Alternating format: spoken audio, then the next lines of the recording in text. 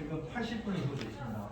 그런데 좀 여유가 있는 게 발제자분이 한 분이시고 또 토론자분이 좀 많으시지만은 충분히 발제 시간을 드리도록 하겠습니다. 그렇죠? 한 30분 정도 드리면 될까요? 한 20. 저는 뭐 10분이 그래요. 그러면 그 안에 끝내시면 되죠. 가능한 한 20에서 25분 정도. 그 그 안에 끝내시면 관계없습니다. 가능한 간단하게 말씀을 드리고 자, 그러면은 일단 먼저 소개를 제가 올리겠습니다. 우리 저 플로아에 또 여기 계시니까. 자, 오늘 우리 구분과 주제는 우리 조문순 교수님께서 뭐 생활행정연구회를 워낙 의욕적으로 이렇게 이끌고 계셔가지고 아마 앞으로 여기에서 나온 그런 발췌하는 내용들이 정부 정책에 많이 반영되지 않겠나 저는 그런 생각하고요. 오늘 우리 중요한 발제를 해주시는 우리 김문수 고려대 건강도시연구센터 소장님을 소개하겠습니다. 박수 한번 주시죠. 주제는 바람직한 건강도시 지표의 구축 방안. 사실 제일 어려운 연구가 이 지표 개발하는 거예요. 오늘 그쪽을 발표해 주시기 때문에 우리 토론자 선생님들이 굉장히 많은 얘기가 나오셨을 것 같습니다. 지표에 대해서. 그래서 토론자분은 또 각 분야의 중요하신 분들 다 모신 것 같습니다. 제가 소개해 올리겠습니다. 먼저 건강정책 개발은 정책개발실의 오유미 박사님을 소개하겠습니다. 인사드립니다. 그 다음에 도로교통연구원의 김현정 박사님을 소개하겠습니다. 그 다음에 산림청 혁신행정 담당관이신 이명석 과장님을 소개하겠습니다. 그 다음에 백성문화재 권명희 교수님을 소개하겠습니다. 한 20분 정도. 예. 나중에 오시면은 소개 올리겠습니다.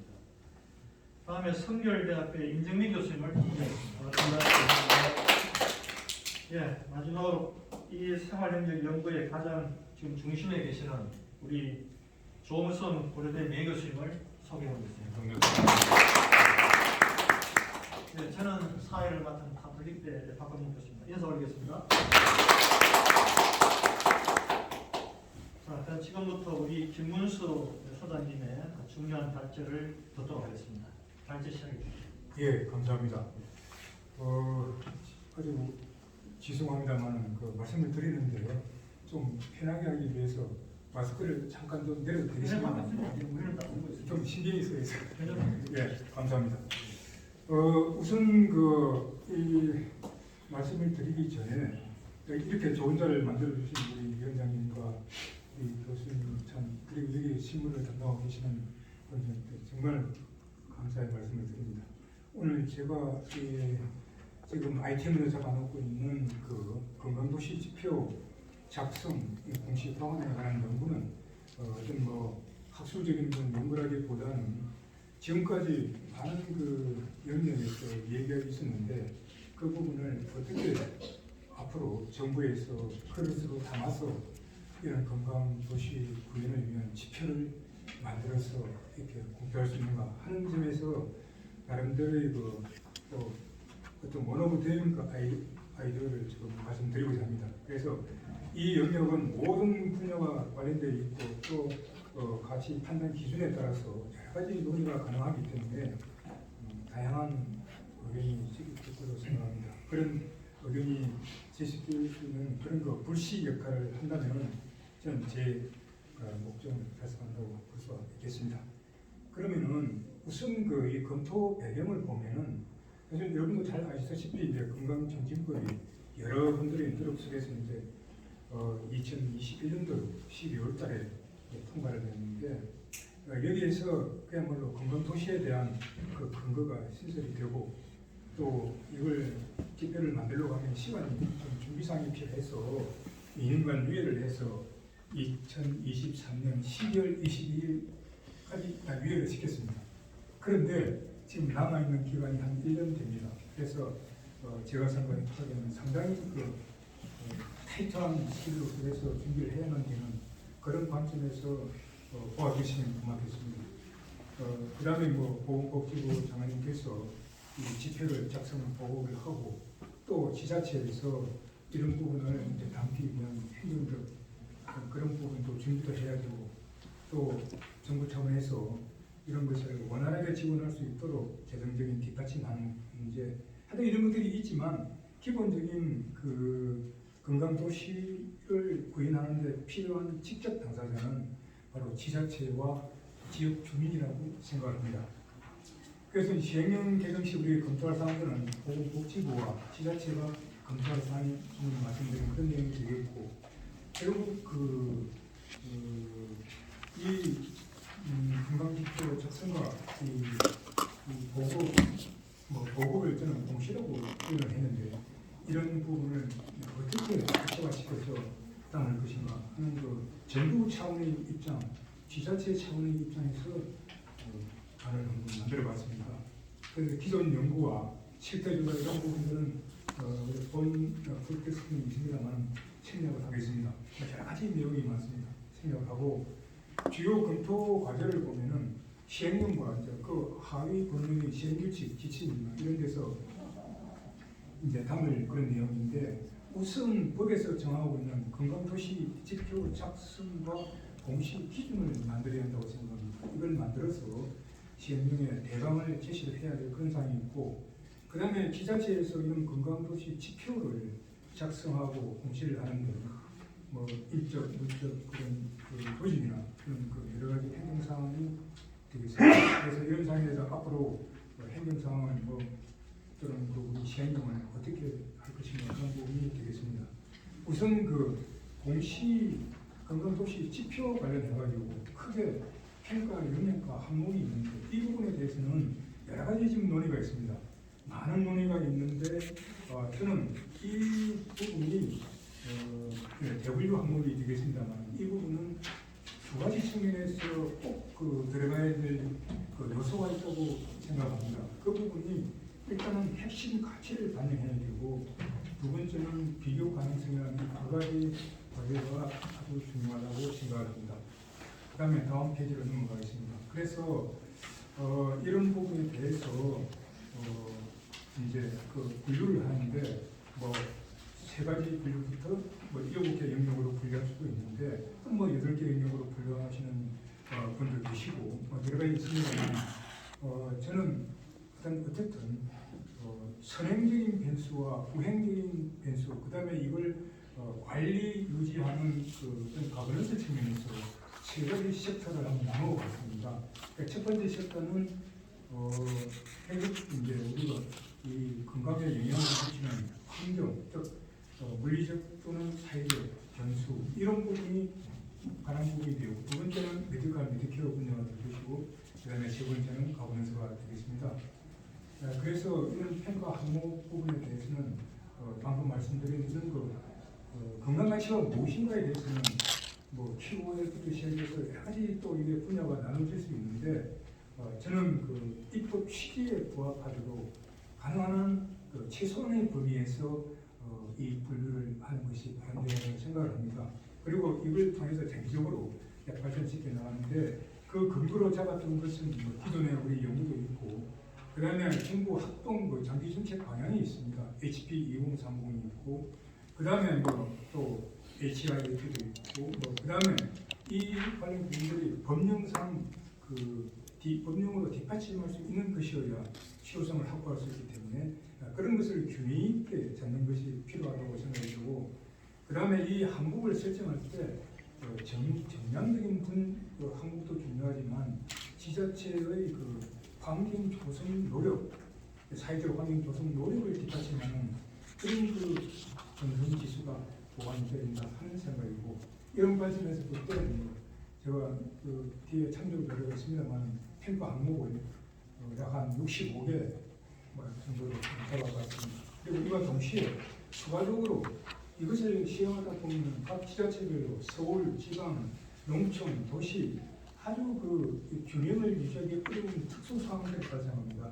이런 영역에 대해서 이제 감안해야 되는 추가 변수 이런 것도 고려할 필요가 있고 그 다음에 다음 페이지 항목에 대한 측정 방법인데 이 측정 방법은 평가 항목의 분류와 마찬가지로 일관성 있게 이제 정량, 정성 이런 형태의 지표를 사실은 고려할 수가 있고 이 부분에서 정성 분석은 단계별 어떤 추세를 반영하는 부분들인데 예를 들면 뭐 지자체에서 어떤 이 님비에 해당되는 그런 뭐 예를 들어서 뭐 쓰레기장이라든가 이런 것을 개선해 나가는데 그게 하루아침에 되지는 않습니다. 그래서 뭐 여러 가지 절차를 거쳐서 나가는 그런 단계를 계량화해서 이것을 지수로 반영하는 방법을 고려할 수 있지 않겠는가. 그래서 정량지수와 정성지수 이런 부분에 대한 구체적인 평가 사항을 볼 수가 있습니다. 그래서 이 부분은 현재 ESG 지표에서 많이 활용을 하고 있는데 이 부분도 정부 합동으로 노력을 해서 만든 지표입니다. 이것이 ESG 지표와 우리 건강 지표가 맞닥뜨려 있는 부분들입니다. 그러나 작성 목적이 서로 다르기 때문에 동일하게 측정할 수는 없지만 상당히 고려할 수 있는 부분이라고 생각합니다.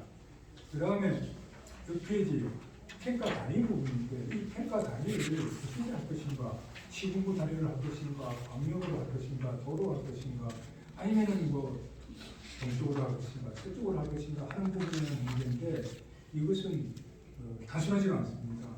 이 상류에서 오염을 터뜨리면 하류에서 물고기가 죽고 뭐 저기에도 전어가 몰사하는 그런 부분이 있는데 그럼 그것을 어떻게 평가하는 부분들이 있습니다. 그래서 이런 부분은 합리적인 안분 조정 기준을 중앙정부 차원에서 제시해야 할 것으로 보입니다. 그 다음에 이제 네 번째 평가 주체 문제인데 누가 평가를 구정하는 문제인데 이 부분은 우리가 법령으로 보면은 보건복지부 장관이 작성해서 보고할 의무가 있습니다. 그러나 243개에 해당되는 지자체를 일일이 보건복지부에서 다 평가해서 이것을 뭐 책자로 만든다든지 또는 공시한다는 것은 상당히 어떻게 보면은 문제가 생길 수 있습니다. 일관성 측면에서는 좋지만 예를 들어서 수정 사항이라든가 다시 또 뭐 여러 가지 조정 사항이 발생하면은 조정 부분은 중앙정부에서 하는 게 좋지만 개별적인 사항의 수정 사항을 중앙정부에서 일일이 다시 또 수정을 한다는 게 참 어렵습니다.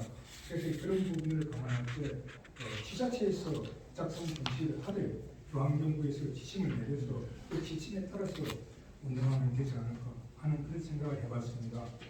그 다음에 7번째는 건강지표의 평가 기준에 관한 사항인데 이것은 특정 시점을 기준으로 평가하는 부분들입니다. 참고할 부분이 될 수 있고 공시 주체도 아까 공시 누가 공시할 건가 하는 문제도 평가 주체하고 같이 지고하면 좋겠습니다. 그 다음에 이제 8페이지에 행정사항은 지자체 행정적 재정적 지원사항이 있는데 이 부분은 굉장히 중요한 사항인데 사실은 지금까지 연구가 별로 잘 안 되어 있는 것 같습니다. 그래서 이 부분에 대해서는 지자체의 의견이라든지 예산과 관련해서 아주 물적, 인적 이런 예산과 조직 이런 측면에서 깊은 검토가 들어가야 될 거로 생각이 됩니다. 지자체에서 모든 걸 갖다가 사실은 해야 되지만 지자체에서 그동안 못하고 있는 것은 예산상이나 여러 가지 행정적 그런 부분에서 실효성 있게 뒷받침이 안 되기 때문에 그렇게 된 것으로 볼 수가 있습니다. 그 다음에 재정 상황이 있는데 이 재정 부분은 아주 이 환경 분야와 관련해서 의료 분야는 보건복지부 예산으로서 커버할 수 있지만 환경이라든가 사회 분야는 아주 우리 지자체의 모든 영역에 걸쳐 있습니다. 그래서 이 부분이 우리 건강 지표하고 바로 맞닥뜨릴 수 있는 경합 관계가 형성될 수가 있습니다. 그러니까 어떤 정책 차원에서 보면은 쓰레기장을 없애야 되겠지만 또 이동하고 어떤 특정 지자체에 해야 되지만 건강 차원에서는 이것을 서로 싫어하는 그런 이율대관적인 관계가 생성이 됩니다. 이런 부분을 어떻게 조정하고 그것을 지표화해서 앞으로 끌고 나갈 것인가 하는 부분. 또 이런 것과 관련해가지고 모든 행정부 예산들이 건강 분야의 예산 배분 자체가 지금 상당히 안 돼 있습니다. 그 얘기는 뭐냐면은 경직성 때문에 복지 분야도 많고 또 지자체가 선거집이다 보니까 선호하는 순서가 다르다 보니까 주민의 건강에 영향을 미치는 부분에서 상당히 왜곡되어 있는 부분을 알 수 있습니다. 이런 부분은 우리가 실태 조사를 통해서 이미 다 파악한 바가 있습니다. 그 다음에 이제 9페이지 향후 이제 조치 사항은 일단 우선적으로 이 건강 지표의 대분류든 비분류든 소비류든 평가 방식에 대해서 개별 항목별로 이 가능한 분야에 대해서 일일이 각각 체크를 하고 평가를 해야 될 것으로 보입니다. 이 과정을 통해서 문제가 있는 항목은 줄이고 또 필요한 항목은 넣어서 정부의 확정적인 가이드라인을 만들고 이것을 국회 공청회를 통해서 국민의 지지를 확보하는 그런 절차적 과정을 거치는 게 필요해 보입니다.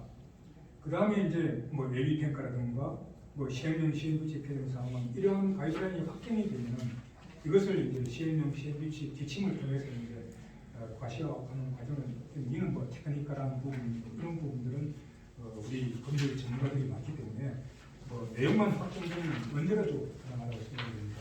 마지막으로 본 그 이권에 대해서 말씀드리고 싶은 부분은 개론으로 제가 적어놨습니다만 기본적으로 그동안에 우리 각종 행정 분야에서 지자체를 통해서 추진하는 세 가지 정책 사업들이 사실은 밖으로 잘 드러나지를 않았습니다.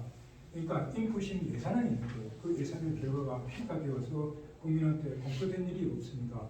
그래서 금방 도시를 앞으로 만들어서 공표를 하게 되면 바로 이런 부분들이 잠자고 있는 그 어떤 성과들이 바깥으로 나타나게 되는데 자 이렇게 하게 되면 각 지자체가 잘 되는 곳과 어떤 곳 이런 부분이 이제 가시화될 것이고 이를 통해서 지자체의 노력을 가중하거나 또는 그 예산 배분을 이렇게 조성할 수 있는 근거가 생길 수 있을 것으로 생각합니다. 이 부분은 우리가 100년 대계의 기초를 수립하는 건데 수립하는 부분인데 저는 앞으로 우리 행정학회에 여러 분과가 있지만 그 분과의 각종 요소들이 그야말로 로마로 통하는 이 건강 지표로 저는 수렴되지 않을까 그렇게 생각이 들고 앞으로 이제 이런 그 기술단계가 지나면은 이 방이 터져 넘치도록 논의의 과정이 되지 않을까 그렇게 기대를 해봅니다. 이상입니다. 아유, 예, 고맙습니다. 박수 한번 주시죠. 제가 사회를 보면서 가장 이 고마운 게 시간을 잘 지켜주는 거예요. 시간을 더 지키는 모르겠네요. 네, 오히려 굉장히 빨리 맞춰주셔서 감사드리고요. 굉장히 많은 이제 화두를 던져주신 것 같습니다. 그래서 오늘 이 다양한 분야의 전공 토론자를 모신 이유가 이 전공 특성을 살려서 아마 던져주신 화두에 토론해 주는 게 좀 이제 효율적으로 토론해 주지 않겠나 그런 생각하고요. 가능하면 중복적으로는 좀 이렇게 참가해 주시고 앞 토론자가 짚어주지 못한 그런 부분을 위주로 말씀해 주시면 감사하겠습니다. 그럼 먼저 우리 오윤미 실장님부터 토론을 시작해 주시죠. 한 5분 내지 7분 정도 진행드리겠습니다. 네, 이민수 박사님 발표 잘 들었고 사실 여러 부분에서 꽤 공간이 분담이 맞고 사실 저희 한국건강검진 개발은 결국에 이제 보건복지부에서 시행하는 여러 가지 정책들을 지원하고 기반 과정을 만들고 있는데요. 오늘 제안해 주신 여러 가지 지표도 이제 현재 개발 자원에 들어있고 또 말씀하신 내용 중에 이제 저희가 개발하는 과정에서 반영할 수 있는 것 좀 검토하고 또 논의토록 하겠습니다. 사실 건강도시가 굉장히 예전부터 해왔지만 또 중앙 정부에서 개입 혹은 지원이 많이 되지 않는 또 정책이긴 했습니다. 그럼에도 불구하고 이제 100개 넘는 지자체들이 시행을 하고 있는 굉장히 또 의외의 힘을 가지고 있긴 한데요. 사실 그 힘이라 하면 이 지자체에서 너무나 중요하고 이게 단순히 보건뿐만 아니라 앞서 말씀해주신 것처럼 환경이든 여러 부처가 다 연결해야 되는 것이고 결국엔 지자체의 제일 큰 목적이기 때문에 이렇게 아직 중앙정부의 지원이 없어도 지속적으로 크게 발전해 나간 것이 아닐까 싶습니다. 그렇지만 이제 근 1년 안에 이제 법이 생겼고 내년에 이제 시행령과 시행규칙을 발표를 앞두고 있는 과정에서 좀 더 정교하게 만들어질 수 있는 방향이 필요하다고 생각합니다. 이전에 여러 학회나 또 토론회에서 이 지표를 왜 만들고 방향성이나 범위는 이미 정해졌기 때문에 이번 토론에서는 좀 구체적인 실현 방법에 대해서 논의를 해볼까 합니다. 결국에 최종적으로 시행령이나 시행규칙에 담길 것은 행정 지원과 재정 지원을 모집으로 한다고 했을 때 그럼 무엇을 어떻게 할 것인가일 텐데요. 행정 지원 같은 경우는 오늘 여러 개 화두를 던져주시고 지금 개발을 하고 있는 지표 개발이 잘 되는 것이라고 생각합니다. 그 얘기는 뒷단에서 하겠습니다. 또한 재정 지원의 문제인데요. 사실은 중앙정부에서 아직 예산 지원이 명확히 없다는 것이 가장 문제일 텐데요. 물론 이제 예산 지원이 필요하고 예산을 지원해야 한다라고 하지만 뭐 다들 아시겠지만 신규 예산을 만드는 것이 쉬운 일은 아니라 생각합니다. 그래서 결국에는 복지부, 중앙정부 입장에서도 예산을 새로 만든다 하면 기재부 차원에서 이 정책에 대한 필요성이나 근거의 확보는 필요할 것이고요. 그렇다면 건강 증진, 더 나아가서는 건강 도시를 추진했을 때 어떤 효과가 있는지, 뭐 사실 이게 뭐 비용 효과적으로 모든 것을 다 설명할 수 없지만 만약에 신규 예산을 만든다 하면 어떤 부분에서는 그런 게 설명이 돼야 할 것이고, 그렇다면 조금 더 신규 예산을 가지고 우리 건강도시가 잘할 수 있는 곳을 시범사업을 한다던가 아니면 아직 준비하는 곳에 좀 시드머니를 준다던가 이런 식으로 구성을 할 수 있을 것 같습니다. 또한 이런 예산은 새로운 재원 창출 이외에도 현재 지자체에서 지금 이제 건강 관련해서 여러 가지 예산들을 하고 있는데 그 예산들이 실제로 어떻게 쓰이는지에 대한 내용을 분석해서 모으는 것만으로도 의미가 있다고 생각합니다. 그래서 단계적으로 좀 추진을 한다면 중앙정부 차원에서는 이 재원 창출을 하는 것을 위한 근거 자료를 마련하거나 또 이런 우수 사례를 좀 모아서 조금은 정량적인 결과를 보여줄 수 있는 게 있을 것 같고요. 또 지자체에서는 현재 건강 관련에 대한 예산을 좀 분석해서 이만큼 투입하고 있는데 아직은 부족하다든가 아니면 이 정도가 더 필요하다 아니면 이 정도의 효과가 있다라고 어필하는 두 가지의 방향이 있으면 좋을 것 같습니다. 또한 역할의 문제인데요. 복지부는 이렇게 앞서 말씀드린 것처럼 행정적 재정적 지원을 할 수 있도록 여러 가지에 대한 내용, 특히 이 지표 작성 보급에 대한 결국에는 확정하는 가장 큰 방향을 맡게 될 거고요. 우리 원 개발원에서는 지표를 현재 작성 보급하고 이걸 내년에 시범 운영을 통해서 정말 지자체가 수용 가능한지 또 적합한지에 대한 검토가 필요할 것 같습니다. 그렇다면 지자체에서는 사실 그러면 이것을 어떻게 운영할 것인가에 대한 고민을 해야 될 것이고 오늘 뭐 저희가 다른 과제에서 여러 가지 얘기를 나누었고 사실 이번 주 수요일날 건강도시를 했을 때 군청에서 전체적인 건강 관련한 건강도시를 추진하는 구조가 있었고 또 아니면 보건소에서 보건 관련을 좀 특화하는 구조가 있었습니다.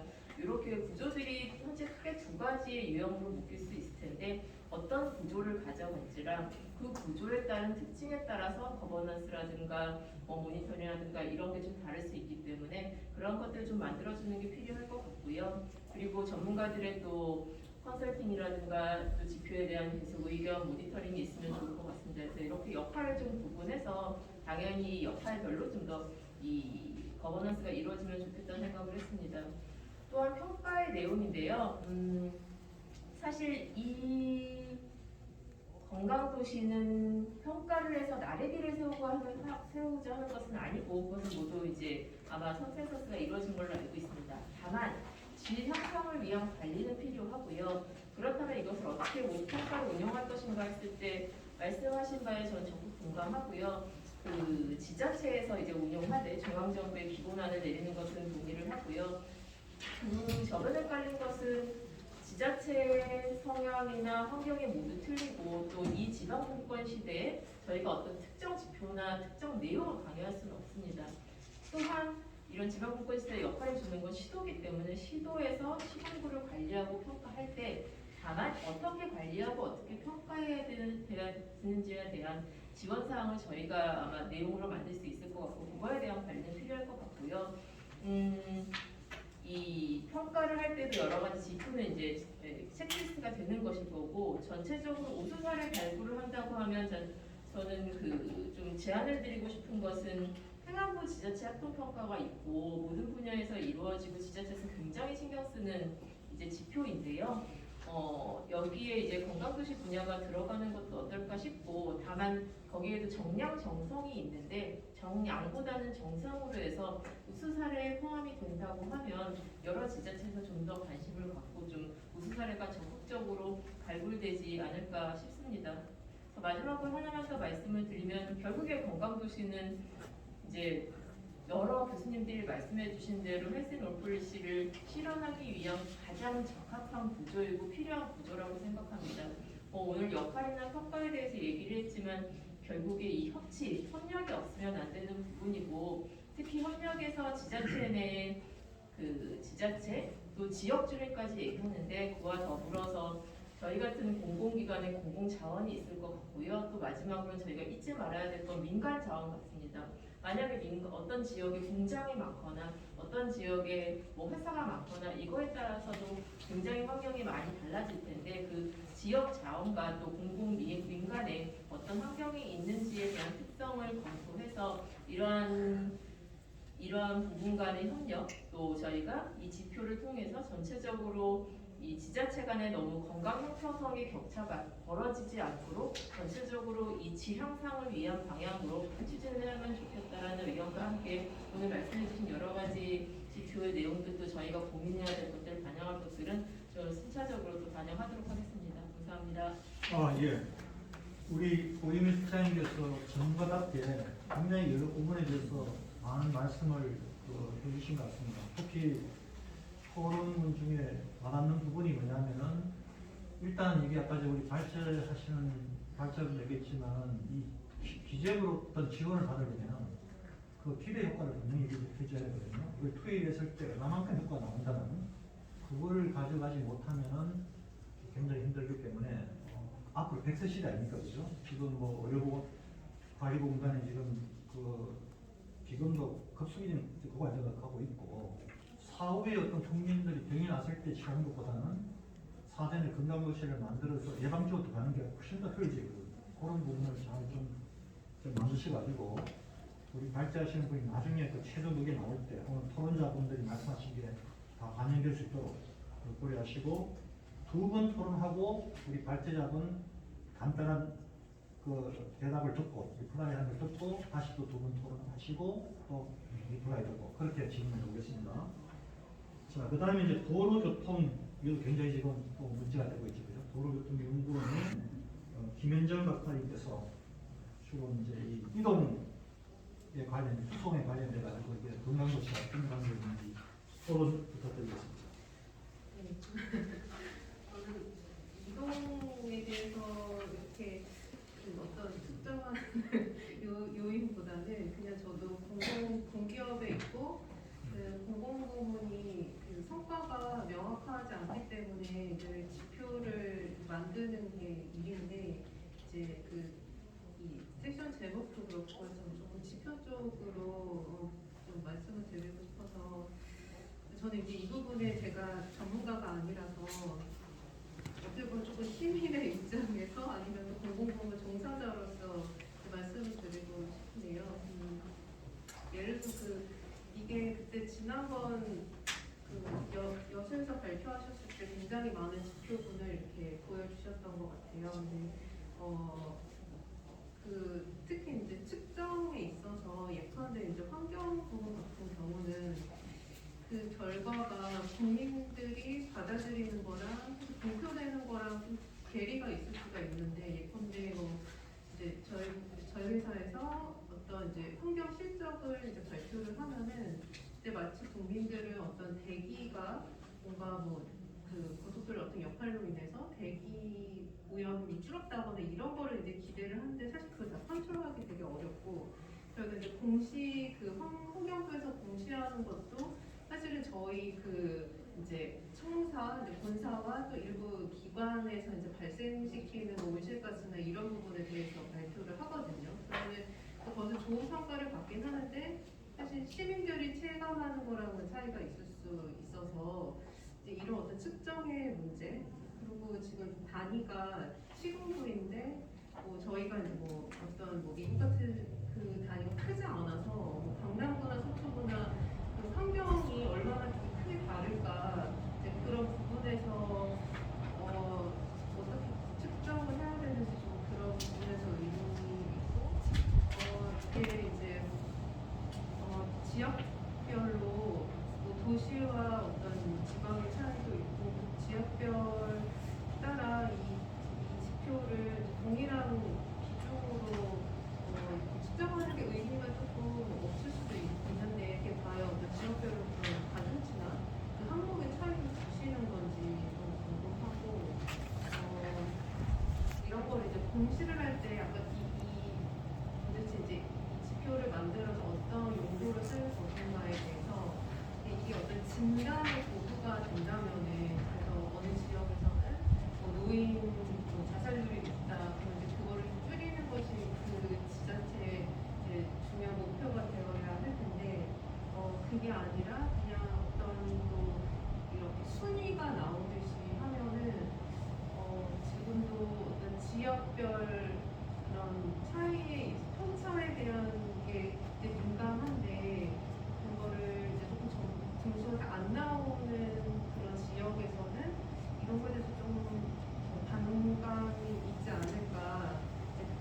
우려가 좀 있습니다.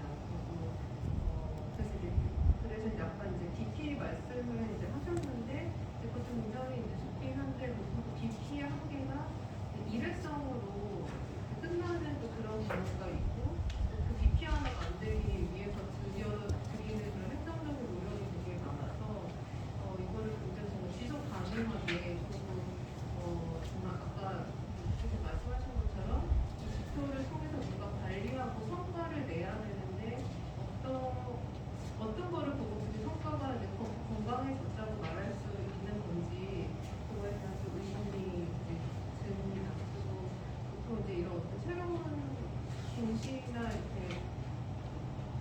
자료를 이제 수집하고 또 이제 공시할 때는 항상 그 시스템이 중요한 것 같아요. 그 제대로 구축이 안 되면은 실제로 이제 집행하는 쪽에서 생각보다 훨씬 많은 좀 추가적인 노력을 들여야 하기 때문에 시스템 구축에 대해서 많은 노력을 기울여야 될 것 같습니다.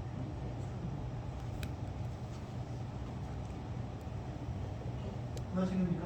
네. 아, 예. 우리 앞 세션에서는 토론자가 너무 말씀 많이 하시는데 굉장히 사회자 선생님 변호하시는데 저는 사회 볼 게 없습니다. 너무 빨리 딱 맞춰주시니까.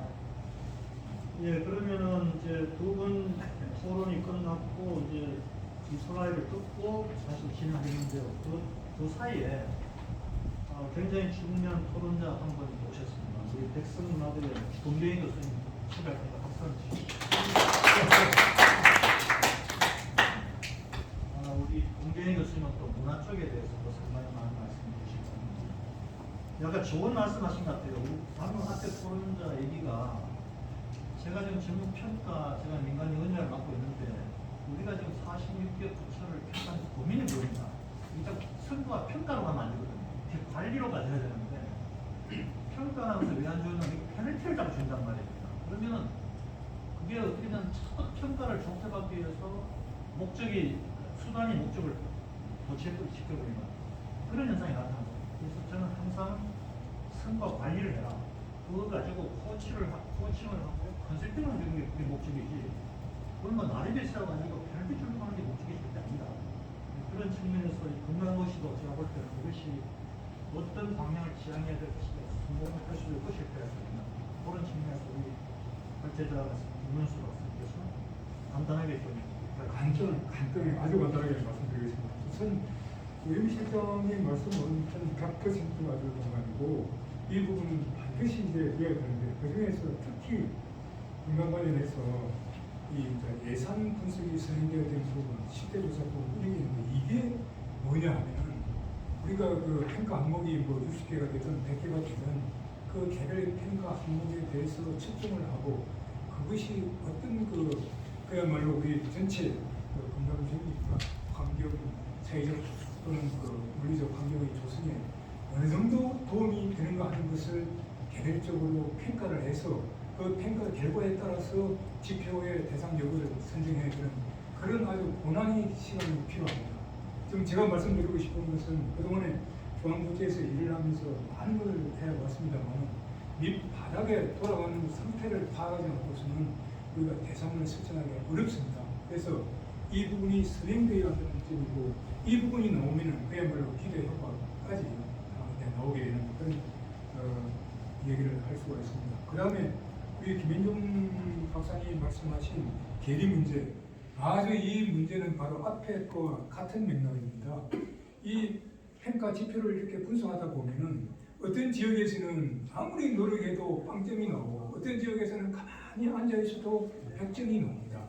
예를 들어서 봉화군 같은 경우에는 자연 녹지 부분은 가만히 있어도 100점입니다. 탄소 100점입니다. 그쪽에. 그 노력할 것도 없어요. 그러나 우리 서울의 경우에는 뼈빠지게 해도 안 되는 거예요.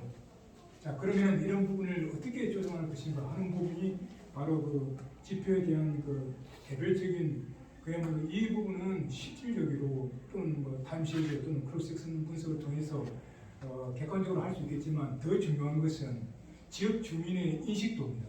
아무리 우리가 열심히 지자체가 또 노력을 해도 지자체에 그 nim비 사항이 있으면 예를 들어 쓰레기장이 있으면은 그 쓰레기장이 치워질 때까지는 주관적 평가를 하면은 전부 안 좋은 부분입니다. 그거 어떡할 겁니까? 그런 부분들, 이런 부분에 대한 고려사항이 반드시 평가 안으로 소위 말해서 인터널라이즈 되어가지고 내부화되어서 그것이 지표로 나타나야 되는데 이것이 진화의 아주 어려운 과정이라고 생각이 됩니다. 그래서 저는 이제 이 부분에서 그 대안의 하나로 그 정량 평가와 동시에 이제 정성 평가가 들어가는데 이 부분은 주민의 의사를 반영해서 그 단계별 어떤 추진 사항들을 이렇게 평가화해서 이 부분을 지표화하면은 주민들이 그 수긍할 수 있는 그런 내용으로 갈 수 있지 않을까 그렇게 생각합니다.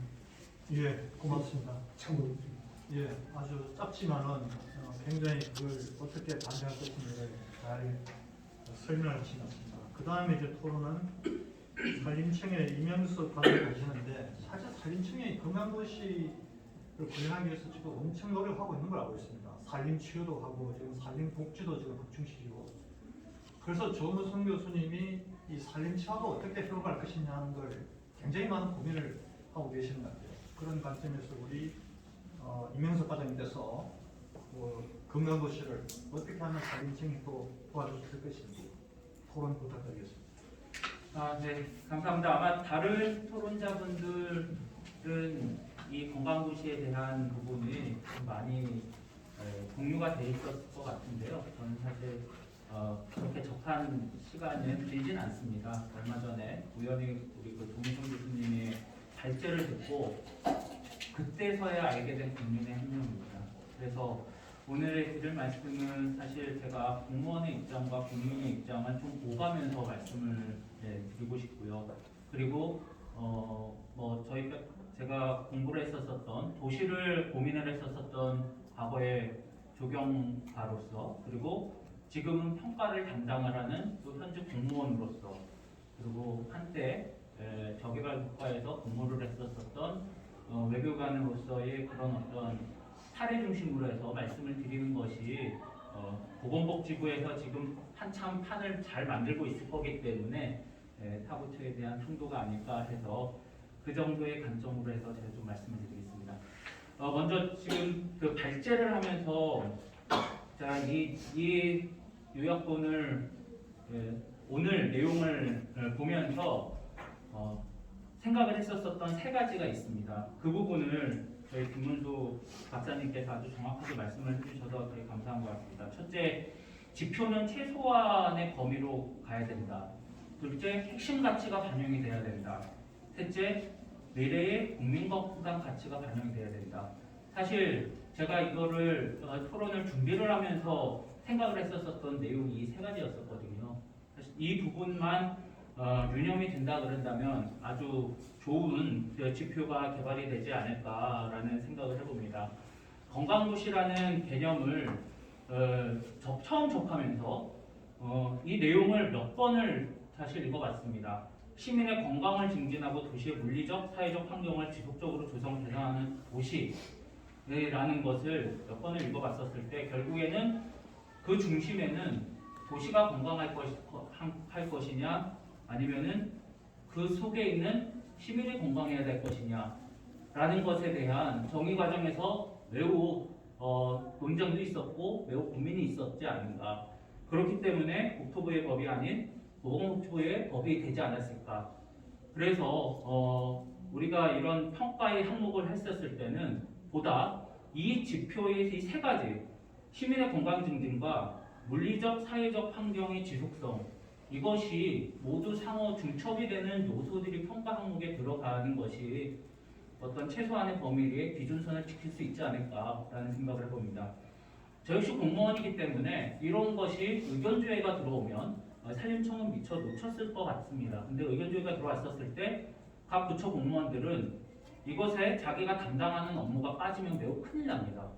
그것은 사실 문책이 되기도 하고요. 그렇기 때문에 모든 지표들을 다 넣을 겁니다. 근데 그 모든 지표들을 넣었었을 때 제가 아직까지는 안타깝게도 이 지표를 보지는 못했지만 그 지표들이 나열이 됐었을 때 그것을 종합행정을 담당을 하는 지자체에서 가지고 가게 되면 너무 많게 되겠죠. 그랬었을 때의 그 지표에 대한 기준은 꼭 이 세 가지가 대한 어떤 중복성이 고려가 돼야지 될 거라고 생각을 합니다. 이미 저는 제가 인도네시아라는 자카르타라는 도시에서 3년간 근무를 했었는데요. 인도네시아라는 도시는 건강하지가 않습니다. 물도 부족하고요. 그 다음에 상수도 공급률이 70%밖에 안 되고요. 항상 저는 차를 타고 다녔습니다. 인도가 없습니다. 하지만 우리나라에서 관광도시에서 그런 지표들이 다시 한번 말씀드리면 그 지표를 지금 보지 않는 입장에서 그런 지표들은 유의미할 것인가 라는 것은 한번 생각을 해봐야지 될 것 같습니다. 이미 우리나라의 어느 정도의 궤도에 올라온 수준에 있어서 하드웨어적인 관점보다는 좀 더 질적인 부분에 있어서 어떻게 시민의 건강에 도움이 될 것인가, 양적인 부분이 아니라 양적인 부분이 중요할 수도 있겠죠. 근데 질적인 부분에서 좀 더 생각을 해야지 될 것 같습니다. 아마 여기 계신 분들도 건강도시를 한 번쯤 생각을 할 때 어떤 게 건강도시일까? 저희 경험으로는 이 용어에 가장 적합한 도시는 저는 독일에 있는 바트 베르스호펜이라는 도시를 먼저 떠올리게 됐습니다. 바트 베르스호펜이라는 도시는 100명 정도의 산촌이었었는데 지금은 10,000명이 넘는 인구가 있고요. 그리고 연간 10만 명 이상이 방문합니다. 그 방문을 할 수 있었던 유일한 이유는 치유라는 개념이 도입이 된 곳인데요. 제가 이제 산림 치유라는 것을 정책적으로 도입을 할 때 벤치마킹을 했었던 곳입니다. 크나이프 신부에 의한 크나이프 요법이 돼서 독일에서의 건강에 대한 치유 예방 효과가 매우 유명해진 곳이어서 지금은 그 호텔만 하더라도 약 한 200개 정도의 호텔이 있고요.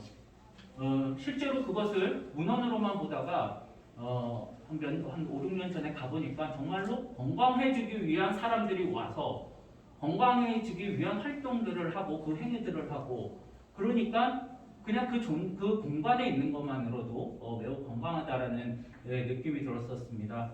그렇기 때문에 그러면은 어떤 요소들이 그 도시를 저에게 건강하다고 느끼게 했었을까? 중간중간에 각종 조금이라도 건강 예방 증진을 위한 행위들을 할 수 있는 것들이 있었고요. 그것이 저희는 도심에서는 도시숲, 그래서 아마 도시숲에 대한 것들도 그냥 양적인 부분뿐만이 아니라 질적인 것들을 높여야지 되고 거기에서 또 필요한 것이 도시에서 내에서의 접근성이라고 생각을 합니다. 단순하게 우리 김 박사님께서는 봉화의 사례를 드셨지만 봉화를 그냥 떠올려 봤었을 때 봉화에서 산림이 매우 많습니다. 그 기준으로 했었을 때 어떤 녹지율을 얘기를 하면은 봉화군이라는 것은 녹지율이 있지만 그것을 사람이 살고 있는 봉화군 내에 도심 내로 좁혀갔었을 때에 도심 내에 그 녹지 접근성은 어느 정도 되느냐? 그것은 사실 질적인 부분이거든요. 그러니까 얼마나 내가 걸어서 접근성이 있는 곳에 양질의 도시숲이 있는가는 매우 또 좀 중요한 지표가 되지 않을까라는 생각을 우리 말씀을 하시는 것을 듣고 생각을 해봤습니다. 제가 들어오기 전에 거의 한 5년 만에 어떤 분이 연락을 주셨는데 그분이 산림치유 지도사를 하시는 분입니다. 노원구의 불암산 치유센터라는 곳에서 산림치유 지도사 하시는 분인데 그래서 제가 이런 주제를 하는데 어떻게 텔레파시가 통했나요? 라고 여쭤봤습니다. 그분이 이제 하시는 것은 도심 내에서 그래도 서울시에서 유일하게 그것이 노원구에서 산림치유 공간을 만든 것인데요. 그러니까 단순하게 녹지가 있다라는 것이 를 넘어서 좀 더 예방의학적인 관점으로 도시민들에게 다양한 서비스를 제공을 하고 있다라는 것은 또 하나의 중요한 질적인 지표가 될 수 있지 않을까라는 생각을 해봅니다. 어떤 도시가 건강할 것인가에 대한 것은 논쟁이 있겠지만 저희가 고민을 할 때는 그래도 우리나라 정도의 선진국의 계열에 돌아서면 여기에서 표현한 것처럼 지속성이 담보가 되어야 되고 미래의 어떤 도시에 대한 그림도 이것이 표현이 돼야 되지 않을까라는 생각도 해봅니다. 공원으로 다시 잠깐 돌아와서 말씀을 좀 드려보겠습니다. 평가를 함에 있어서 독주실에서는 또 개별 부처가 지자체를 평가를 하는 것을 엄격하게 금지를 하고 있습니다.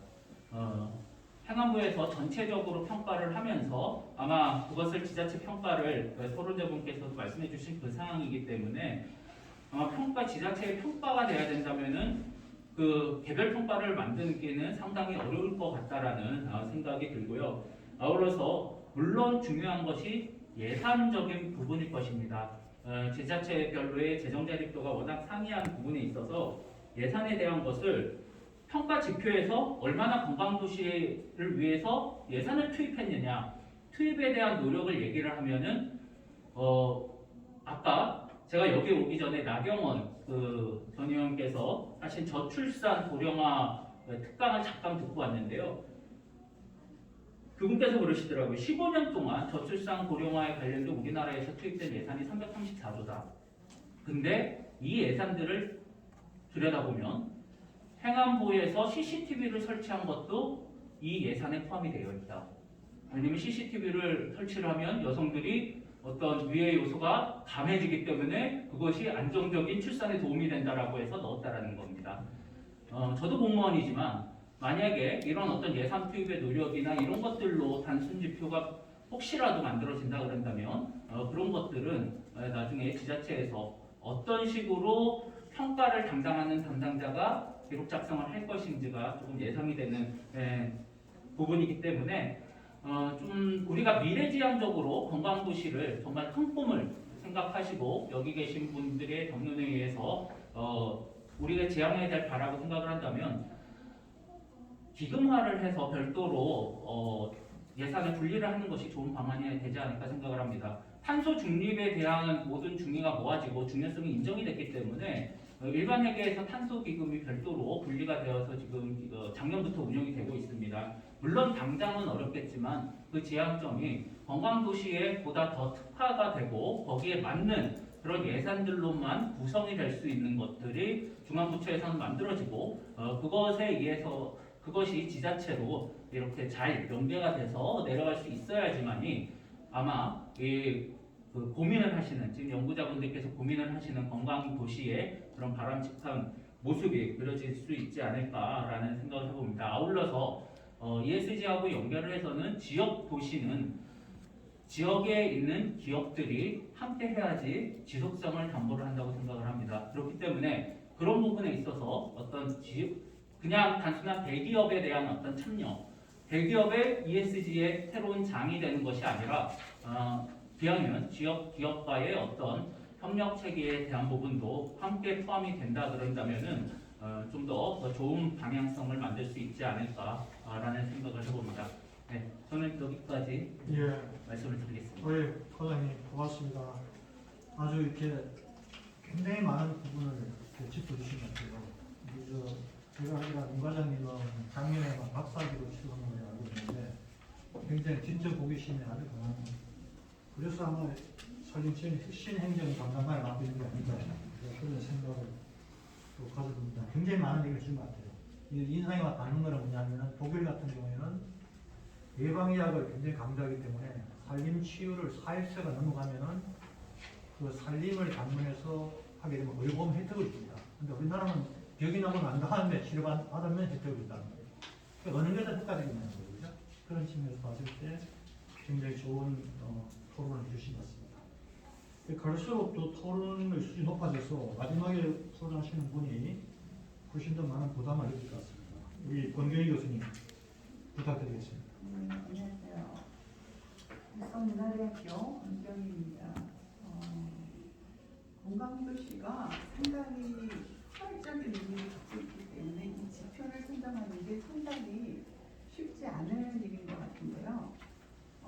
굉장히 어렵지만 또한 지역사회 주민들이 가장 필요로 하는 것 그리고 요구도가 무엇인가 그것을 중점을 둔다면 해답을 쉽게 찾을 수 있을 것 같습니다. WHO는 9개 항목에 50가지 종류의 지표를 선정을 했는데요. 이것이 우리 모든 지자체가 갖고 있는 측정하고 있는 지표여야 하고 또 우리 현실에 맞는지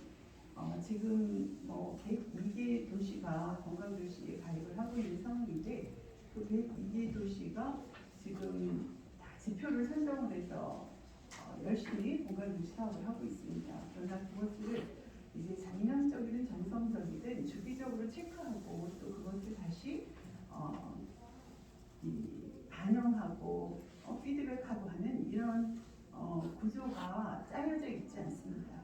그래서 이번에 이 관광도시 법제화와 더불어서 행정적, 재정적 지원이 더해진다면은 굉장히 이 주기적인 이 어떤 이 정량적, 정성적 관광도시를 위한 지자체들의 노력이 가시화되고 더 많은 효과를 볼 수 있을 것이라고 생각을 합니다.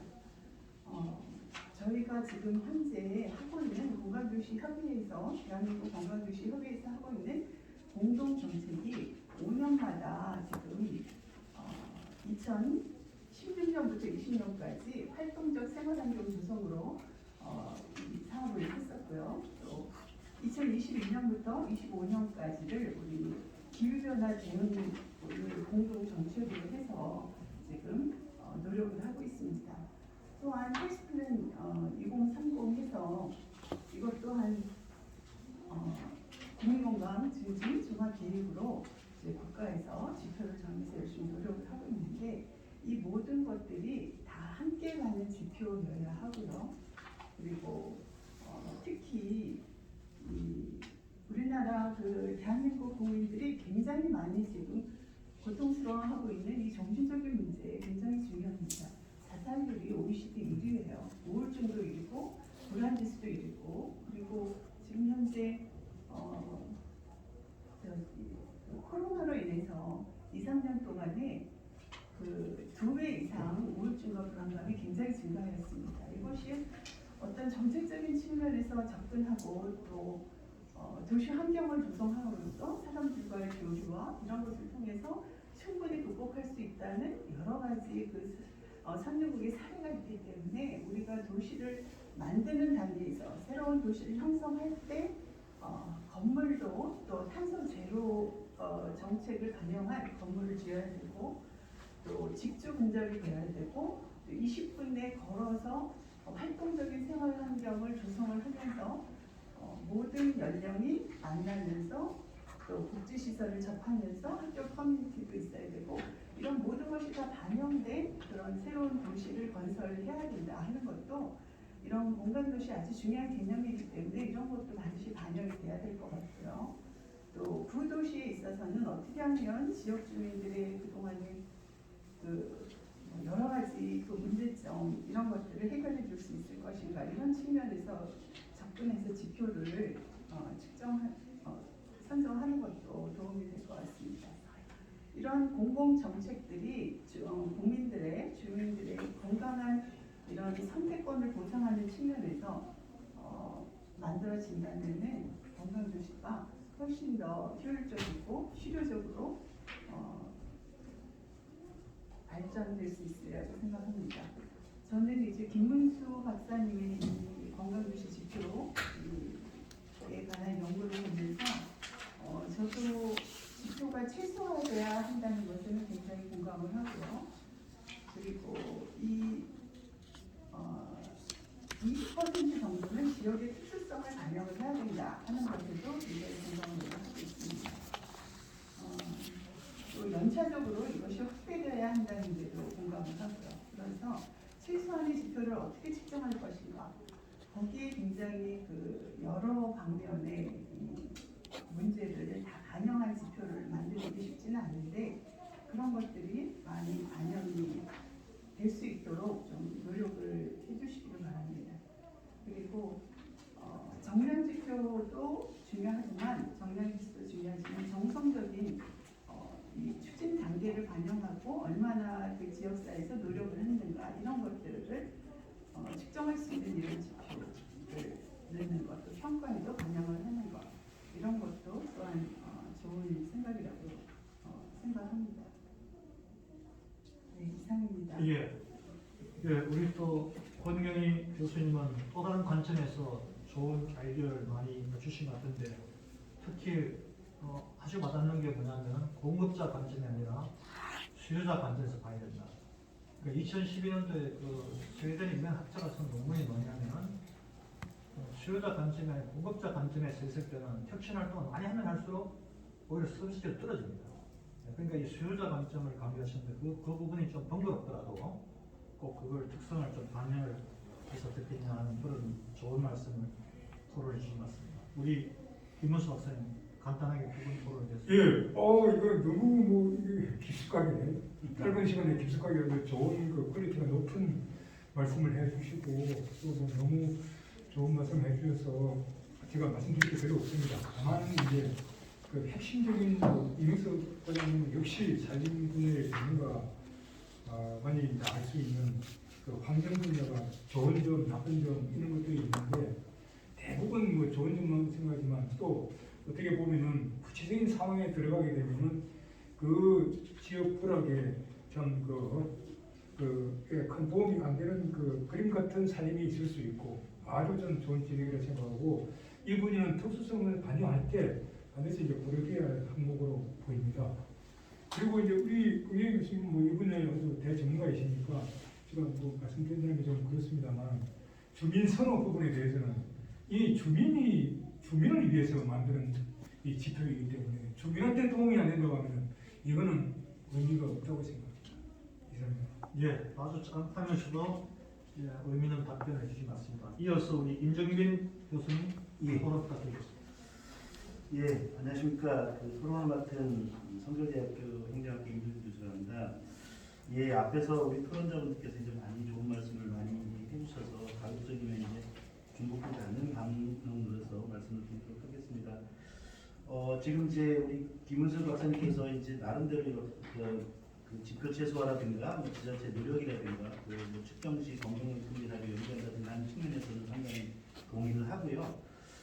이제 그런 측면에서 제가 좀 도움이 된다고 생각하는 부분에 대해서 말씀을 좀 드려보면 사실은 이제 이게 일종의 이제 평가가 되지 않습니까? 그래서 아까 우리 이명석 우리 그 박사님께서 말씀하셨습니다만 이제 그 기존에 이제 특히 지방자치단체 공무원들 같은 경우에 평가가 너무 많고 감사도 많고 평가도 많아서 상당히 오히려 업무보다 감사나 평가에 이렇게 치중하는 시간들이 많아서 상당히 저항들이 심할 겁니다. 그리고 말씀하신 대로 이제 개별 부처별 그러다 보니까 이제 개별 부처별 평가라든가 진단에 대해서 지향하고 있는 이런 상황 속에서 과연 이 건강도시 관련된 그 평가를 어떻게 우리가 수용성을 높일 것이냐라고 하는 측면은 상당히 우리가 고려를 한번 해봐야 된다라고 하는 측면이고 이제 그런 측면이라고 한다면 이게 이제 어떤 평가라기보다는 일종의 컨설팅 개념으로 가야 되지 않겠냐라는 겁니다. 그래서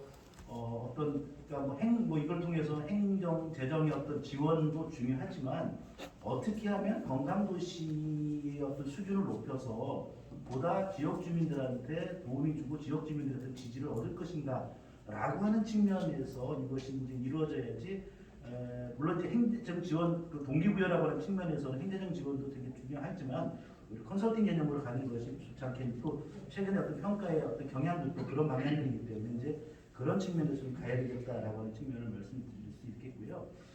그 다음에 이제 이게 이제 일종의 이제 그 어떤 평가의 체계성에 대해 평가 지표에 대한 체계성이라는 측면에서 보면 기본적으로 이제 우리가 건강 도시에 관한 여러 가지 개념과 그것들이 각 분야별 어떤 체계와 그다음에 이게 일종의 모듈화가 돼서 각각의 지금 말씀하고 계신 네 가지 또 세 가지 영역들이 어떻게 각각 연결되고 혹시 어떤 트레이드 오프 관계는 없는가라고 하는 측면, 그래서 어떤 쪽이 늘어나면 어떤 쪽은 더 감소하는 이런 부분에 대한 어떤 관계성, 그래서 어떤 부분들을 지원하면 다른 부분도 함께 증진되는 뭐 이런 어떤 측면에서의 어떤 체계성이라고 하는 측면을 한번 좀 고려를 한번 해봐야 된다. 그리고 연계성이라고 하는 측면도 한번 고려해봐야 된다는 생각을 한번 해봤고요. 그다음에 처음부터 완벽한 지표를 구성하기보다는 실제로 이게 수행하는 과정 속에서 지속적으로 계속 제가 볼 때 매년 지표의 개선을 통해서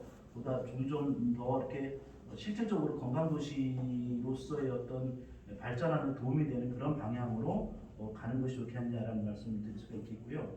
그 다음에 이게 이제 사실 이제 지방자치단체도 가야 한다 특색이 있지 않습니까? 아까 우리가 이제 사회 경제적인 요인이 결정되면 안 된다. 그래서 어떤 개선 노력이 되게 중심이 돼야 되겠는데 이제 그러려면 제가 볼 때는 이제 이게 이제 약간 공통 지표와 개별 지표로 좀 구분이 돼야 된다. 그리고 광역과 기초 또 기초도 시, 군, 구별로 개별적 공통 지표와 개별 지표를 구분을 해서 시는 시의 어떤 특성이 있고 구는 군의 특성이 있고 구는 구의 특성이 있기 때문에 이런 어떤 특성을 좀 감안해서 그래서 공통 지표와 또 개별 지표 그리고 평가를 할 때도 이제 그 각각의 어떤 자치단체의 특성에 따라서 평가를 하는 이런 그 진단을 하는 뭐 이런 식의 어떤 방향으로 해서 좀 더 세분화되고 구체화돼서 이것이 진행되어야지 그렇지 않으면 일부 이제 어떠한 지표들은 어떠한 자치단체가 유리하고 이런 것들이 좀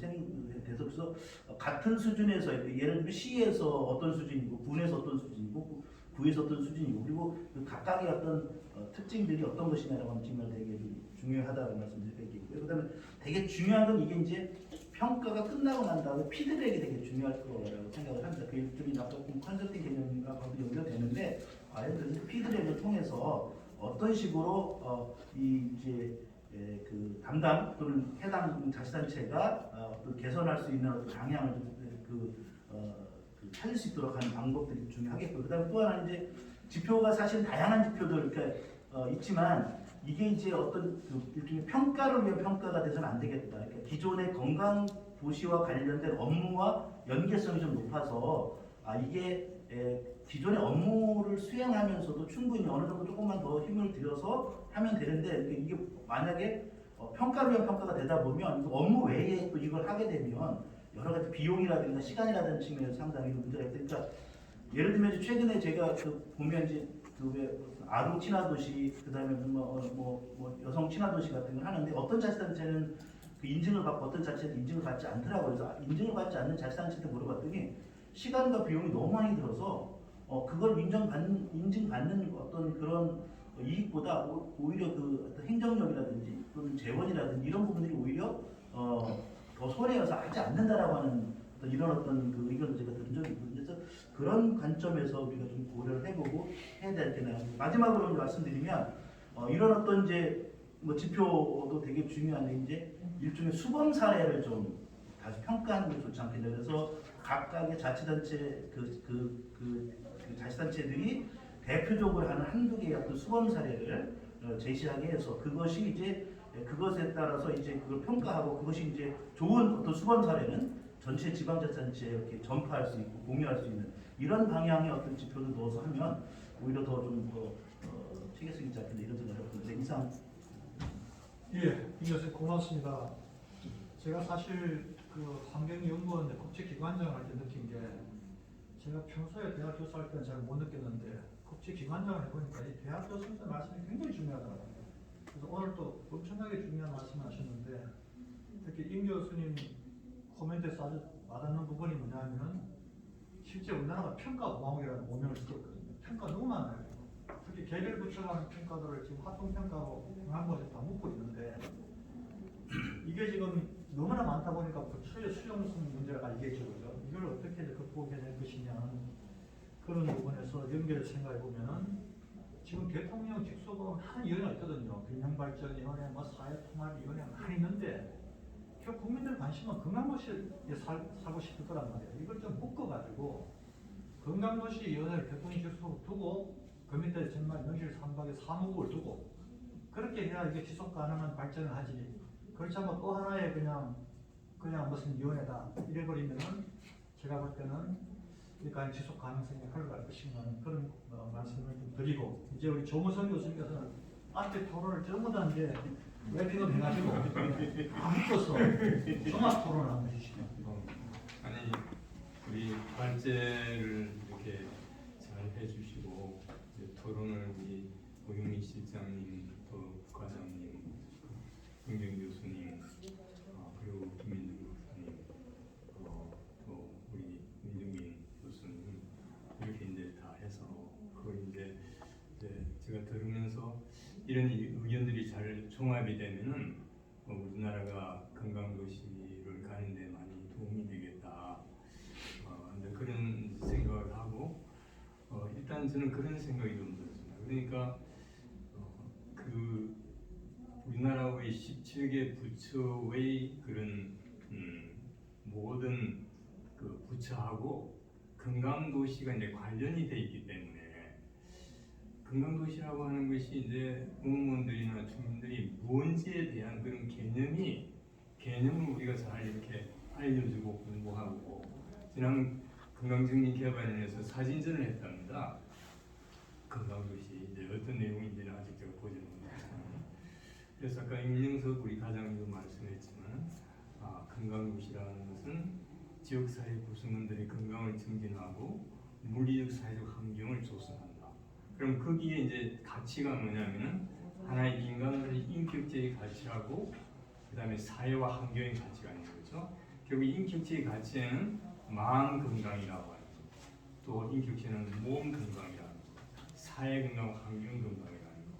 그래서 그걸 이제 우리가 전인 건강이라는 건데, 그 국회의원도 이제 박영 국회의원도 전인 건강한 대한민국 이야기하는데, 저는 이 전인 건강이라고 하는 거하고 삶의 질, 행복, 공공 가치, 오늘 아까 이제 그 공공 행복에 대한 이야기 있었습니다. 그래서 제가 이제 이 일을 생각하면서 특히 공무원이든 주민이든 금강도시의 그림, 금강도시가 뭔지에 대한 그 개념이 참 중요하겠다.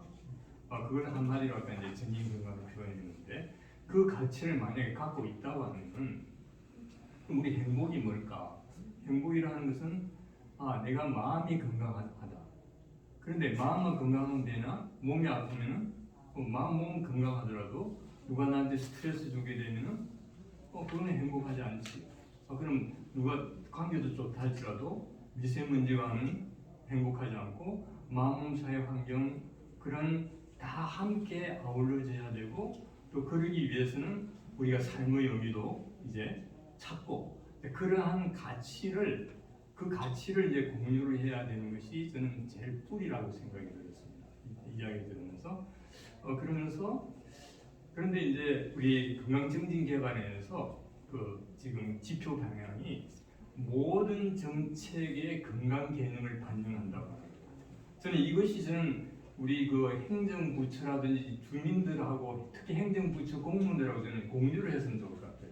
그러니까 이걸 공유가 되지 않는 상태에서 아까 우리 임 교수님 이야기했지만 그러나도 내가 일이 많은데 또 무슨 평가하고 지표 그런 게 아니고 내가 일하는 자체가 나도 행복하고 우리 과도 행복하다고 하는 것을 인식시키는 그 과정이 아까 건강도시의 개념이 뭔지 그리고 또 이제 모든 정책에 건강 개념을 반영해야 된다. 그리고 다시 말하면 모든 정책에 건강 개념을 반영해야 되고 삶의 질 개념을 반영하고 행복 개념을 반영해야 된다. 그러니까 그 뿌리를 아주 튼튼하게 이제 가지는 거. 그래서 그런 제가 이제 느낄 때는 우리가 이제 결국 그러한 뿌리를 가지고 출발을 해야 뿌리가 깊으면 이제 우리가 나무가 이렇게 잘 자라듯이 가지 않겠나 그런 생각이 들었고 금강도시 이제 그 특징을 보게 되면 맨 먼저 이제 깨끗하고 안전한 물리적 환경이잖아요.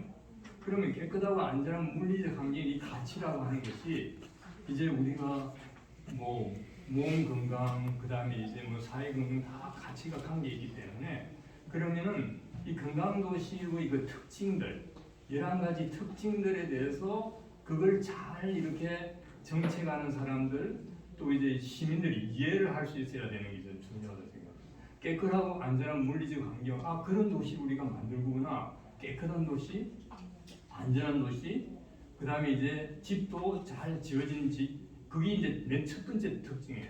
그러니까 그러한 어떻게 보면 그런 특징 그런 것을 잘 이해를 해서 그러면은 그런 관련된 우리가 지표가 미세먼지도 될 수 있고 교통사고 안전도 될 수 있고 그다음 녹지 공간도 될 수 있고 그러면 그 관련 부처가 이제 뭐 행안부도 될 수 있고 환경부도 될 수 있고 그다음에 또 그런 이런 관점에서 이제 우리 그 개념 하나하나를 잘 이해를 하는 것이 참 중요하겠다.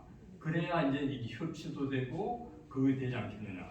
그다음에 이제 지속 가능한 생태 체제를 만든다. 건강도시는 지속 가능한 생태 체제를 만드는 거다.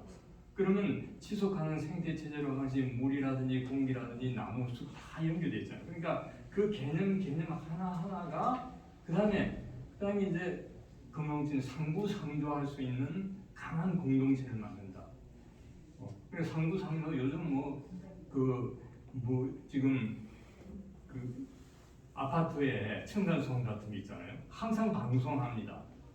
그러니까 우리가 건강도시 개념을 하면서 상부상조하고 또 힘없는 사람들, 가난한 사람들, 이거 상부상조하구나 하는 것이 건강도시구나.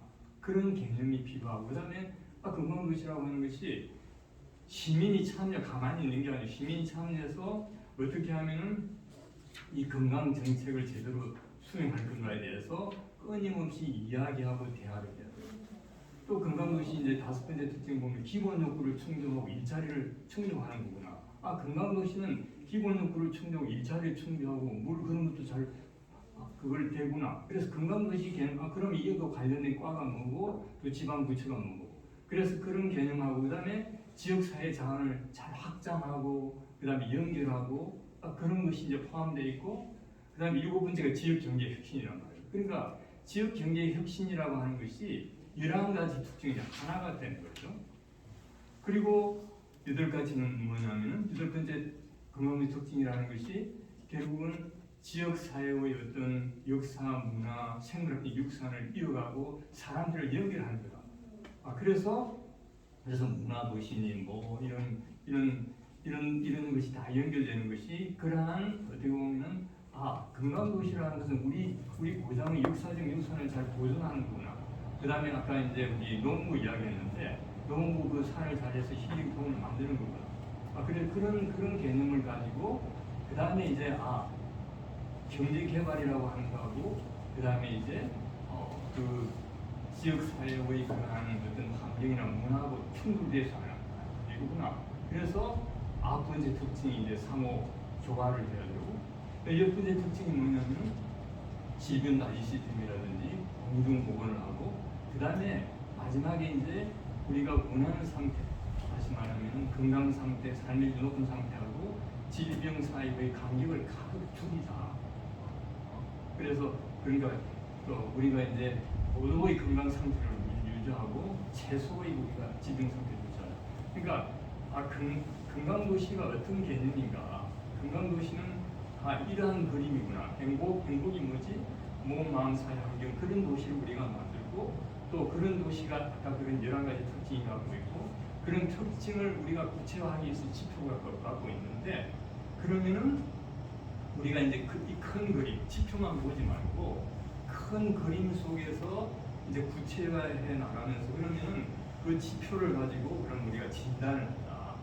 진단을 해서 우리가 이제 몸도 진단하지만 이제 진단을 했을 때 키가 되는 거죠. 아까 이제 이야기했는데 그 지역이 아주 중요한 키 팩터거든요. 그런 것을 잘 하고 그다음에 모든 도시의 공통적인 지표, 키가 되는 지표. 그러니까 키가 되는 지표는 그러니까 지역에 따라 다른 지표가 있잖아요. 예를 들어서 결핵이 많다든지 자살이 많다든지 그러나 공통지표. 그 공통지표로서 그때 이제 우리 그때 산림과학에서 갔을 때 우리나라 주민들이 제일 원하는 지표로서 공통지표가 도시수하고 그다음에 또 뭐가 있는가 하게 되면은 응급실이었어요. 그럼 이건 공동지표와 관련해서 이런 중요하고 핵심적인 지표를 갖다가 그러면은 이 공통지표로서 핵심적인 지표가 뭔가 이걸 짚어가지고 거기에 초점을 두고 그렇게 이제 우리가 그 지표를 파악해야 되고 그러니까 지표 수와 수를 우리가 이제 추리는 것도 중요하지만은 어떤 지표가 가장 키가 되고 중요하고 어떤 지역에 어떤 지표가 하는 걸 굉장히 좀 이렇게 깊게 이제 우리가 들여다봐야 되는 그러면서 아까 이제 또 저출산 고령화 이제 이야기는 돈을 많이 쏟아부어도 안 된다. 그래서 사실 공공행복 그 세션이 안 갔으면은 제가 그 세션에 가려고 했어요. 그때 이성윤 과장님 그분이 원래 금강도시 이걸 맡다가 저쪽으로 가시기 때문에 저출산 고령화 문제를 해결할 때 그걸 어떤 뭐 복지라든지 그런 것보다 건강한 도시를 만들면 저출산 고령화가 해결된다고 하는 그런 접근 방법이거든요. 그러니까 우리나라의 핵심적인 문제, 뭐 자살 문제라든지 저출산 고령화라든지 그다음에 소외계층, 그다음에 이제 우리가 이제 어떻게 보면은 양극화 이런 문제를 건강도시의 그런 11가지 특징을 어프로치를 해가지고 모델을 만드는 모델. 그러니까 한 특징이 아니고 어떤 도시, 지금 내가 사는 도시 냅시다. 또 이제 뭐 자기가 사는 이런 도시에 집중을 해서 그러니까 건강도시 어프로치를 쓰니까 이 도시가 바뀌었다. 이 도시의 행복이 증가됐다. 그러니까 지표를 한 개별적인 지표 그런 것보다는 전체적인 도시를 보고 그러니까 건강도시 지표라고 하는 것 전체를 사용하되 그 도시의 주민의 행복 체감도가 삶의 질이 높아지고 그런 사례를 만드는 것.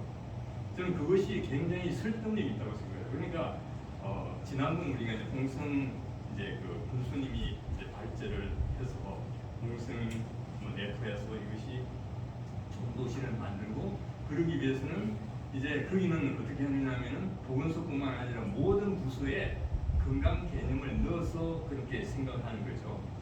그리고 그 사례들을 전부 이제 해서 평가를 하고 그 다음에 이제 우리 이제 노원구에서는 그 모든 정책의 건강 개념을 반영한다. 지금 이제 우리가 그걸 부분적으로 이용해서 했단 말이에요. 그러니까 그런 노원구든지 그 다음에 뭐 홍성군이든지 이걸 지속 가능해가지고 진짜 이것이 좋은 그런 도시로서 됐다. 예를 들면 우리가 층간소음 있잖아요. 층간소음을 어떻게 보면은 그걸 줄이는 그런 좋은 공동체적 접근을 해서 막 줄였다든지 그 다음에 또 사실 자살률이라든지 이런 것들을 해서 그런 걸 아주 그 다음에 이제 그런 것들을 미세먼지라든지 그런 것도 뭐 암 환자의 그런 유병률이라든지 그런 아주 중요한 것을 이제 잡아서 이제 하는 것들. 그래서 그리고 또 그 지표 중에서 우리가 사회 건강 중에서 좀 쉽게 할 수 있는 게 인사하는 거 예를 들어서 그래서 지표도 제가 볼 때는 기존의 지표가 있지만은 굉장히 창의적이고 효과적인 그런 지표들도 우리가 이제 고민을 하고 또 응모를 할 필요가 있지 않겠나 그런 생각을 하면서 그래서 그 사실 아까 이제 우리 그 박강국 사회자께서 이야기했지만은 이 대통령 산하에서 그런 위원회가 있었으면 좋겠다 그런 말씀을 했는데 사실 아까 그 11가지 특징이 모든 부처에 다 관련이 되어 있습니다. 그래서 우리 이제 사회자께서 국무총리 이제 그 공동 민간위원장이니까 이제 그런 건강도시 지표라고 하는 것이 모든 부처에 관련되어 있기 때문에 그 부처가 같이 협치를 해서 예를 들어서 지금 현 체제 하에서는 그 보건복지부 장관 공동 민간위원회 협치위원회 지금 현행법 안에서 그런 걸 만들어서 다른 부처에 있는 그러한 뭐 국장이라든지 과장이라든지 뭐 하여튼 필요한 분들이 다 모여서 그러면은 각 부처마다 키가 되는 그 지표가 있을 거예요.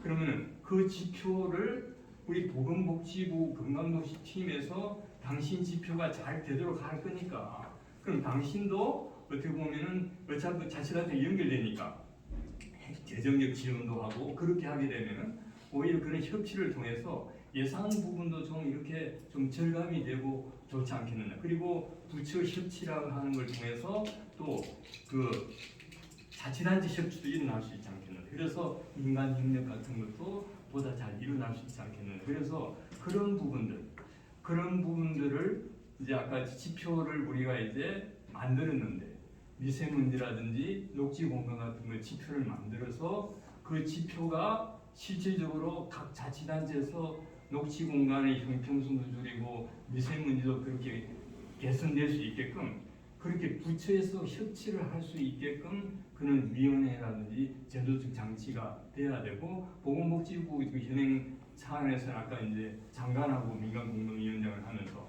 근데 그게 왜 가능하냐면은 제가 이제 2005년에 그걸 그 보건복지부 공동 민간 포럼 위원장을 했어요. 그 당시는 이제 국장님하고 이제 제가 이제 파트를 해서 했는데 환경부라든지 뭐 여러 부처에서 시민단체들이 다 모여서 했었습니다. 그러니까 지금 만약에 보건복지부 장관이 민간 공동위원회에서 그러한 각 부처에서 해서 협치를 이루면은 참 좋지 않겠나요? 그럼 자치단체에서도 그것이 이제 뭐 군수하고 민간 공동위원장을 한다든지 부군산을 한다든지 그래서 협치를 통해서 이 문제를 잘 풀어가면 좋지 않겠느냐. 그래서 제가 이제 마지막 한마디 하고 마무리하려고 하는데 사실 우리 국가의 예산이 많이 있는데 금강도시의 그런 아이디어나 특징이나 지표나 이런 것처럼 잘 구비된 것은 저는 없다고 생각해요.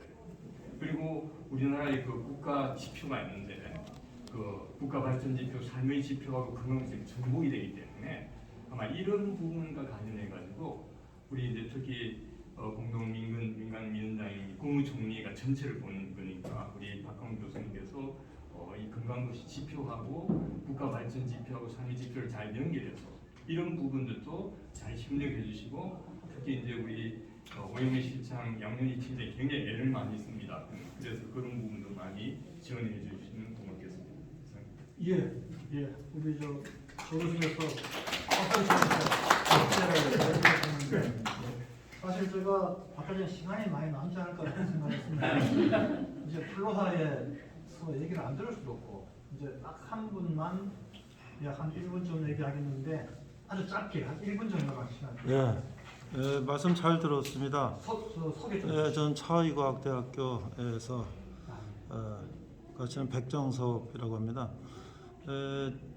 제가 이제 노동부 HRD 인증제 지표 만들고 평가도 하고 인센티브도 주고 하는 것들을 다 해봤는데 전에 제가 생각할 때는 잘하는 데를 어떻게 더 잘 이게 진작을 시키는가라는 쪽에 생각을 했는데 지금 이제 다시 생각해 보면 특히 건강도시 입장에서 수요자를 바라볼 때 과연 어떤 A라는 도시가 건강도시 인증을 받은 도시고 B라는 도시가 그렇지 못한 도시인데 내가 직장 때문에 B에 살고 있는데 건강도시 때문에 내가 A를 갈 수 있는가? 불가능하다는 거죠. 그래서 저는 거꾸로 잘하는 것을 잘하는 거로 하는 건 당연한 것인데 243개 시군구가 모자른 것을 어떻게 더 높여서 전 국민이 전체가 다 건강도시에서 살 수 있도록 하는가, 이런 부분도 우리가 한번 또 생각을 해야 되지 않는가. 제가 경기 북부에 대학으로 가면서 그 북부 도시 한 곳에 살았는데 너무 환경 오염이 공장들이 많아갖고 너무 오염이 심해서 옆 도시로 갔는데 거기는 이제 신도시 형성해서 좋아졌는데 그거는 학교 거리 30분 이내니까 왔다 갔다 할 수 있는데 서울에서 대전을 내가 건강도시로 갈 수 없는 것처럼, 근데 그런 부분들을 수요자는 선택의 여지가 없다. 어떻게 이 건강도시가 거꾸로 나를 선택하는 거지 내가 건강도시를 과연 수요자가 선택할 수 있는가. 뭐 은퇴한 노인이나 뭐 질병이 있어서 어쩔 수 없이 가는 사람 외에는 직장을 갖고 있는 사람은 갈 수 있는가, 이런 부분들에 대해서 생각해봤습니다. 이상입니다. 예, 아주 짧게 또 새로운 관점에서 말씀 주셨고요. 우리 좀 시간이 많이 됐기 때문에 우리 김 박사님께서는 답변을 하셔도 보니까 저다 반영할 내용을 말씀하신 것 같아요, 그죠? 김 박사님은 또 주장에 대해서 악용한 건 없는 것 같습니다. 우리 위원님께서 좀 좋은 그 인센티브를 하나 주셨고 이 조직을 대통령 직속으로 만들어 주시기를 아주 소망합니다. 그리고 나머지 내용들은 우리 교수님하고 우리 두 분 교수님께서 말씀하신 것은 너무 좋은 말씀이라서 그걸 대체하고 다만 이제 방금 말씀하신 부분에 대해서는 저는 이게 바로 건강지표를 만드는 데 이유라고 생각합니다. 왜 건강지표를 만드느냐? 이런 부분이 그동안에 모든 정책의 우선순위에서 그냥 밀려서 뭐 일을 해도 나타나지 않았어요. 그러나 이 지표를 만들게 되면은 이 부분이 자연스럽게 이 사회에서 부상하게 됩니다. 그래서 기대 효과를 해도 저는 뭐 괜찮다고 생각합니다. 이상입니다. 예, 고맙습니다. 이제 마지막 마무리하겠는데요. 오늘 우리 토론자분들이 공통적으로 강조하는 게 뭐냐면 핵심 가치, 우리 발전에 대한 핵심 가치를 이 건강도시를 만들 때 잊어버리면 안 되겠다. 다시 말씀하면 경제가 좀 나빠진다고 해서 뭐 조금 나쁜 환경에 살지 뭐 미세먼지 좀 마셔야지 이런 생각을 가지면 안 된다는 거예요. 왜냐하면 애플 같은 회사가 사실 트럼프 정부 때 엄청 압력을 받았어요. 왜냐하면 개인 정보를 공개하라. 그런데 애플은 그걸 공개해버리면 자기 그 애플의 존재 이유가 없는 거예요. 그래서 대통령이 명령을 해도 우리는 그걸 못한다 해서 지향을 했단 말이에요. 거기에서 이제 국민들이나 전 세계 이제 그 소비자들이 환호를 해주는 거죠. 그래서 어떠한 어려움이 있더라도 이 핵심 가치는 버리면 안 되는데 얼마 전에 그 국민대 이스카운 부총장이 그 블루 선거 관리에 대한 미묘한 책을 썼거든요. 자기가 분석해 보니까 우리나라는 역대 정부에서 핵심 가치가 전혀 보지 않는다. 그러니까 정권이 바뀔 때마다 그 왔다 갔다 하다 보니까 그냥 다람쥐 집 밖에 돌더라고요. 그냥 제자리에 뛰기만 하는 거. 이런 게 있기 때문에 정권이 바뀌어도 계속 가져가야 되는 그 핵심 가치가 과연 뭔지 이게 저는 건강도시 있지 않나 저는 그런 생각을 하거든요. 그래서 오늘 굉장히 좋은 발제 그리고 또 아주 한 분 한 분 토론자가 참 다른 관점에서 말씀하신 것 같아요. 굉장히 그 주옥 같은 토론을 주시는데 그걸 잘 반영하면은 아마 제가 생각할 때 굉장히 수준 높은 건강도시를 만들지 않겠나 그런 생각을 하면서 감사를 드리고 오늘 또 플로아에서 그 좋은 토론 주신 분께 감사를 드립니다. 이상으로 부분과 생활행정연구에 이게 한 1, 2로 나눠져 있는 것 같습니다.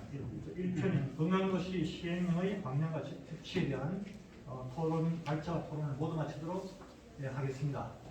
박수 한번 주시고. 근데요, 학교에서 온 공개 문자가 있습니다. 제가 이 사회자가 이걸 해야 되는데요.